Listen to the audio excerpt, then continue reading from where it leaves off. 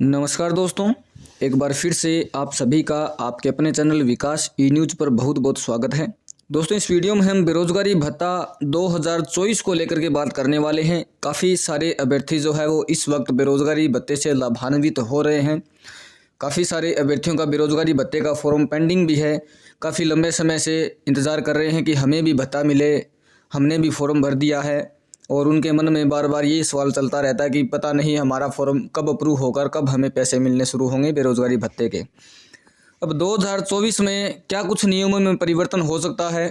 अभी अभी हाल ही में नई सरकार बनी है। काफ़ी सारे बेरोजगारी अभ्यर्थी जो हैं उन्होंने नई सरकार से यही दुआ करते हैं कि जल्दी से जल्दी जो बेरोजगारी भत्ता लेने वाले जो कैंडिडेट हैं उनकी समस्याओं का समाधान हो। इस वीडियो में बेरोजगारी भत्ते से जुड़ी हुई कुछ बातें हम करेंगे। सबसे पहले चैनल को सब्सक्राइब कर दीजिए, बेल आइकन प्रेस कर दीजिए और वीडियो को एक छोटा सा लाइक कर दीजिए। बेरोजगारी भत्ते की जब शुरुआत में योजना शुरू की गई थी 2018 के लगभग की बात है, 18 या 19 के लगभग की बात है, जब ये कहा गया था कि आपको 3,000 रुपये मिलेंगे मेल कैंडिडेट को और 3,500 रुपये मिलेंगे फीमेल कैंडिडेट को। तो उस समय सिर्फ फॉर्म भरना होता था।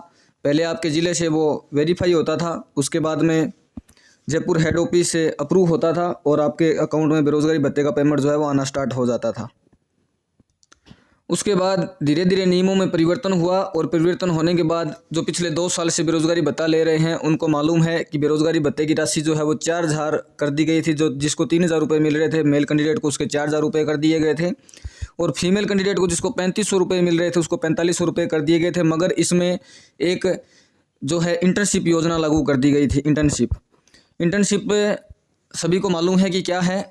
4 घंटे या 5 घंटे जितनी भी जो योजना में लिखा गया था उतनी सरकारी विद्यालय में, आंगनवाड़ी केंद्र में या फिर किसी सरकारी हॉस्पिटल में ड्यूटी करनी होती है और वहाँ से हर महीने अटेंडेंस लेकर के SSOID में अपलोड करनी होती है और बाद में बिल बनता है, पेमेंट उनके अकाउंट में जमा हो जाता है।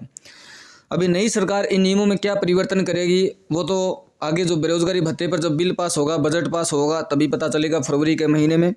और अभी वर्तमान में जो बेरोजगार जो कैंडिडेट हैं जो बेरोजगारी भत्ता ले रहे हैं और वो जिस समस्या से जूझ रहे हैं वो ये है कि बेरोजगारों से 4 घंटा ड्यूटी तो करवाई जा रही है मगर पिछले 3-4 महीने से उनका पैसा बकाया है। वो इस वीडियो में मैं सबूत के साथ आपको दिखाने वाला हूँ और ये बात न्यूज़पेपर में भी छप कर आई थी। बेरोजगारों की जो परेशानी है वो कोई समझ नहीं रहे। 4 महीने ड्यूटी कर ली है फिर भी उनके अकाउंट में पैसा जमा नहीं हो रहा। और यहाँ पर न्यूज़पेपर की जो कटिंग है वो ये है कि हर दिन 4 घंटे काम करने के बाद भी 4 माह से नहीं मिल रहा बेरोजगारी भत्ता। मतलब कि रोज़ाना 4 घंटे इंटर्नशिप तो उनको करनी पड़ती है लेकिन पिछले जो है 4 महीनों से उनका बेरोजगारी भत्ते का पेमेंट उनके अकाउंट में क्रेडिट नहीं हो रहा है। और इससे पहले यदि मैं इंटर्नशिप जो 4 घंटे जो ड्यूटी लगाई गई थी उससे पहले की यदि मैं बात करूँ तो उस समय जो आपको पैसे दिए जाते थे वो 3,000 रुपये और 3,500 रुपये।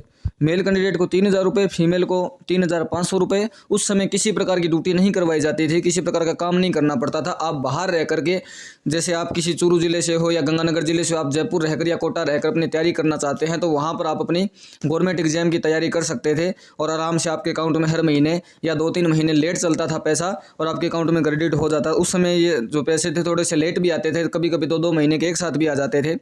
और बाद में इस राशि को बढ़ा करके 3,000 वाले को 4,000 और 3,500 वाले को 4,500 किया गया और 4 घंटे की ड्यूटी लगा दी गई।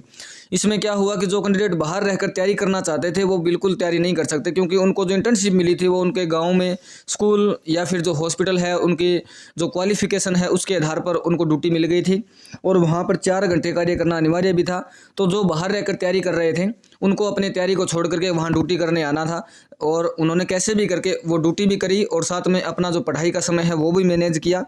लेकिन इसके बावजूद उन्होंने यही सोचा कि हम 4 घंटे ड्यूटी भी कर लेंगे, साथ में अपनी पढ़ाई मैनेज कर लेंगे और बाहर भी नहीं रहना पड़ेगा। बाहर की पढ़ाई, जो बाहर रहकर वो पढ़ाई करने का जिनका सपना था वो सपना जो है छूट गया था उनका। अभी 4 महीने से उनका पेमेंट उनके अकाउंट में नहीं आ रहा। अभी मैं आपको SSOID का स्क्रीनशॉट भी दिखाने वाला हूँ। और इसके अलावा ये बेरोजगारी भत्ते की जो समस्या थी, जो कैंडिडेट बाहर रहकर पढ़ना चाहते थे, इंटर्नशिप के कारण उनको 4 घंटे जो ड्यूटी लगाने पड़ रही थी और पढ़ाई उनकी जो बाधित हो रही थी उसको लेकर के काफ़ी सारे अभ्यर्थी से बाहर भी हो गए। इंटर्नशिप को छोड़कर उन्होंने अपना बेरोजगारी भत्ता बंद भी करवा लिया। जब उन्होंने इंटर्नशिप ज्वाइन नहीं की, अपनी पढ़ाई को ही प्रायोरिटी दी तो उनका बेरोजगारी भत्ता इंटर्नशिप ज्वाइन नहीं करने की वजह से बंद भी हो गया। अब मैं आपको SSOID का स्क्रीनशॉट दिखा देता हूं जो 4 महीने का पेंडिंग मैं आपको बता रहा हूं। क्यों बता रहा हूं, देखिए अभी जो है वो महीना चल रहा है दिसंबर का और आज जो हो चुके 24 दिसंबर और ये जिस भी कैंडिडेट का मैंने स्क्रीनशॉट लिया है, इनको जनवरी में जो है वो 24 महीने पूरे हो जाएंगे बेरोजगारी भत्ते को।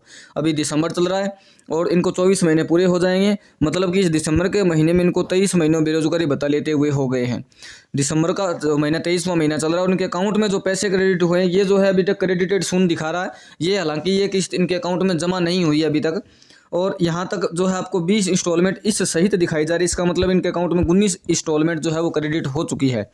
और इस साल यदि 2023 के साल की हम बात करें तो कौन से महीने का पेमेंट इनके अकाउंट में जमा हो गया वो भी हम बात कर लेते हैं। अभी यहाँ पर आपको जो है ये क्रेडिटेड शून्य और 2022 का 12वां महीना दिखा रहा है। ये तो थोड़ा सा SSOID में एरर है, इस वजह से ये दिखाता है, ये सही तरीके से अपडेट नहीं हो पाता। लेकिन 2023 की जो लास्ट किस्त है, लास्ट जो इंस्टॉलमेंट है वो क्रेडिटेड शून्य यहाँ पर महीना सही आएगा। मैं किस प्रकार से दिखा रहा हूँ आपको, देखिए पहला जो महीना है उस पहले महीने में 2022 की इंस्टॉलमेंट भी यहाँ शो हो रही है, 2023 की भी हो रही है, और दूसरे महीने में 22 और 23 की भी शो हो रही है, मतलब कि फरवरी महीना 2022 और 23 दोनों का आएगा।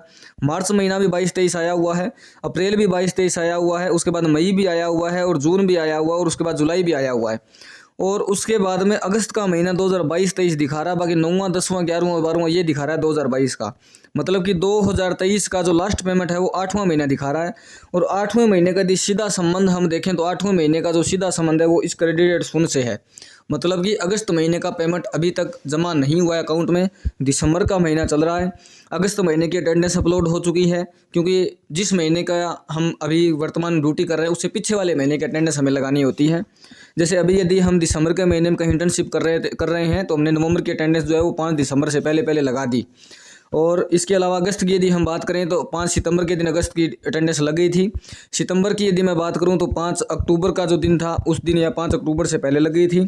अक्टूबर की यदि मैं बात करूं तो 5 नवंबर से पहले इंटर्नशिप वो जो अटेंडेंस लेटर है उनका लग गया था। और नवंबर की यदि मैं बात करूं तो दिसंबर में 5 दिसंबर को लग गया था।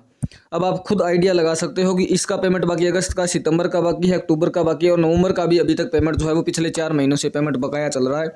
और उम्मीद यही करते हैं कि नई सरकार इसमें थोड़ा सा सुधार करे।